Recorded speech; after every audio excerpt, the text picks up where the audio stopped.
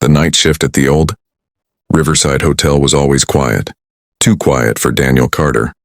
As a waiter, he spent most evenings clearing half-empty tables, wiping counters no one noticed, and smiling politely at guests who rarely looked him in the eye. Being black in a town that judged quickly and forgave slowly, Daniel had learned to keep his head down and his heart open. It was close to closing time when he noticed them.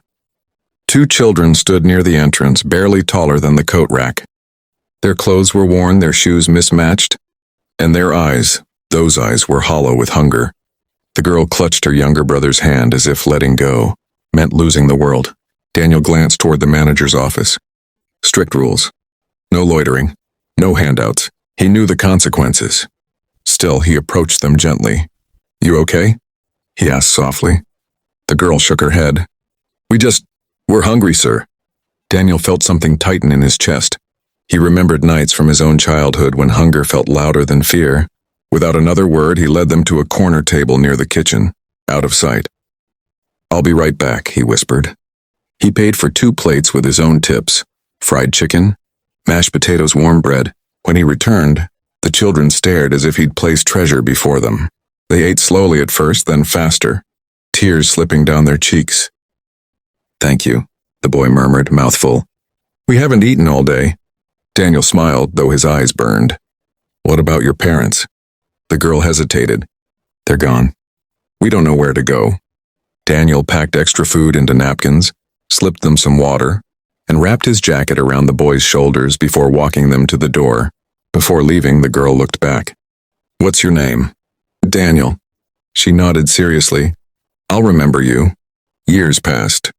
Daniel stayed at the hotel, promoted, then demoted, then forgotten again. Life was never easy, but he never stopped helping when he could. Still, some nights he wondered if kindness truly mattered. 22 years later, on a crisp autumn morning, Daniel stood outside the same hotel, now renovated, polished, and far beyond anything he'd imagined. That's when a black Rolls-Royce rolled silently to a stop in front of him. And someone stepped out. The hotel's glass doors reflected the sleek black Rolls-Royce like a mirror from another world. Daniel stood frozen on the sidewalk, his cleaning cart beside him, unsure whether to step away or watch. Cars like that didn't stop for men like him. Not here, not ever. The driver's door opened first. A sharply dressed chauffeur stepped out and moved to the rear, opening the door with quiet precision. A woman emerged. She was elegant, composed, her dark coat perfectly tailored. But when her eyes met Daniel's, something shifted, something warm and unmistakably human. "Daniel Carter?" she asked. Daniel swallowed. "Yes, ma'am." Her lips trembled into a smile. "You don't recognize me, do you?" He studied her face, searching memory. Then she turned slightly, and the sunlight caught a small scar above her eyebrow. Daniel's breath left him in a whisper. "The little girl?" She nodded, tears shining. "You fed us 22 years ago." Behind her, another door opened. A tall man stepped out, confident yet gentle. He held himself like someone who had fought hard to stand where he was. "My brother," the woman said softly.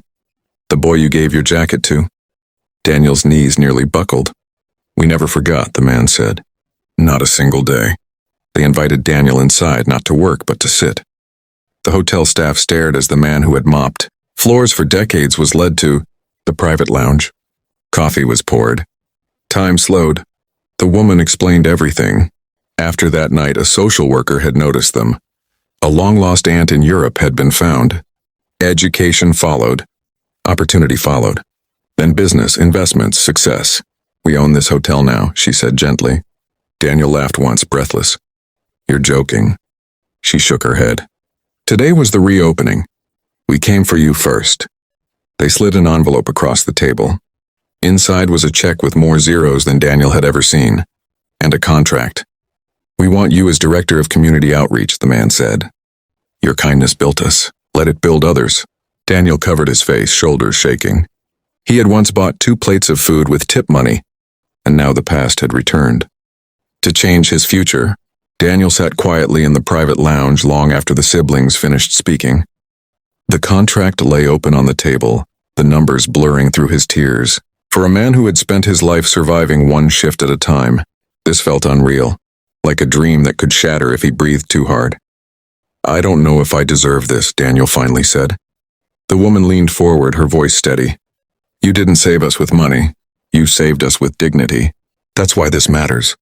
Daniel signed. But that wasn't the moment that changed everything. A week later, the Riverside Hotel hosted a grand reopening gala.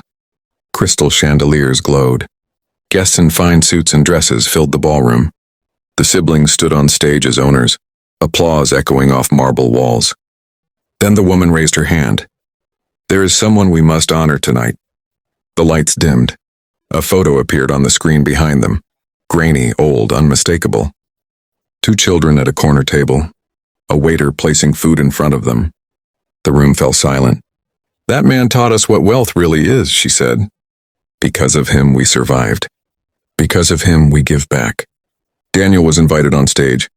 He walked slowly, stunned, his hand shaking as the crowd rose to its feet. The applause was deafening, but what broke him was seeing hotel, staff, people who had once ignored him clapping with tears in their eyes. That night, Daniel announced the Carter Foundation, a fund dedicated to feeding homeless children, supporting single parents, and training at-risk youth for hospitality jobs, starting at Riverside. Reporters asked him why he didn't keep everything for himself. Daniel smiled softly. Because kindness is meant to travel. Months later, Daniel stood outside the hotel again, this time in a tailored suit. Another black Rolls-Royce pulled up, but he barely noticed. Across the street, 2 children waited, eyes uncertain, hungry. Daniel picked up his coat and walked toward them. Come on, he said gently. Let's get you something warm. The circle was complete. Some acts echo. Others come back driving a Rolls-Royce.